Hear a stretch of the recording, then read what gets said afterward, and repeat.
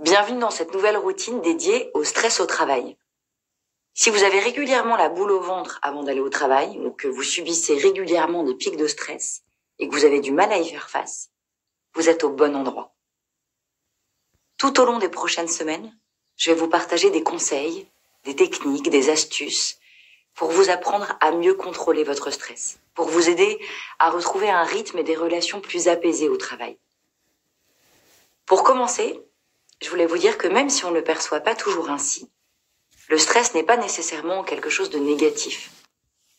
Les chercheurs en psychologie ont montré que le stress était en fait un mécanisme d'adaptation, un vieil héritage génétique que l'on doit à nos ancêtres chasseurs-cueilleurs qui nous a permis de survivre à travers les âges. Imaginez, vous êtes un homme des cavernes et vous vous apprêtez à aller chasser le mammouth. Toute la tribu compte sur vous pour amener de la viande et survivre à l'hiver qui arrive. Au début de la chasse, votre corps et votre esprit passent en état de stress. Vos sens s'aiguisent, vos pupilles se dilatent pour que vous puissiez mieux voir. Votre rythme cardiaque et votre respiration s'accélèrent pour envoyer plus de sang oxygéné vers vos muscles, pour courir plus vite et plus longtemps. Vous respirez plus profondément, ce qui vous permet de crier plus fort et de faire peur aux mammouths que vous chassez. Bref, le stress vous aide à être plus performant lors de cette chasse essentielle à votre survie. Et le stress, au fond, c'est simplement ça. Une réponse de votre organisme qui va sécréter certaines hormones bien spécifiques pour vous permettre d'être plus à même d'affronter ces situations difficiles. Alors aujourd'hui, vous ne chassez a priori plus le mammouth. Mais votre organisme ne fait pas la différence entre le stress généré par la vue d'un mammouth et celui généré par une échéance qui approche ou une présentation devant un client. Notre environnement a évolué bien plus vite que nos gènes. Et pour certains, le mode chasse au mammouth se déclenche à chaque occasion, qu'il s'agisse d'un entretien d'embauche, de la rencontre d'un nouveau collègue ou d'une critique de la part d'un client. Or, notre système de réponse au stress n'a pas été conçu pour être activé aussi souvent.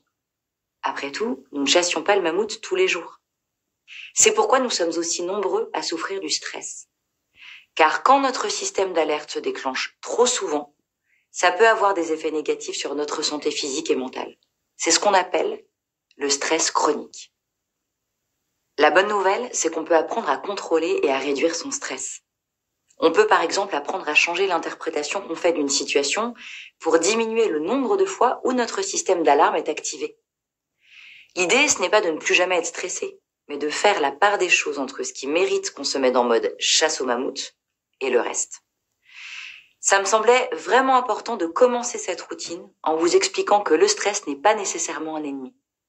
Il s'agit simplement d'apprendre à le contrôler.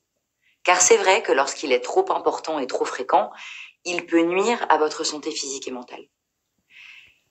Mais aujourd'hui, j'aimerais simplement que vous réfléchissiez à des situations dans les dernières semaines où le stress vous a aidé au travail. Des situations où le stress vous a aidé à être plus performant dans une situation délicate, comme vos ancêtres, chasseurs de mammouths à l'époque.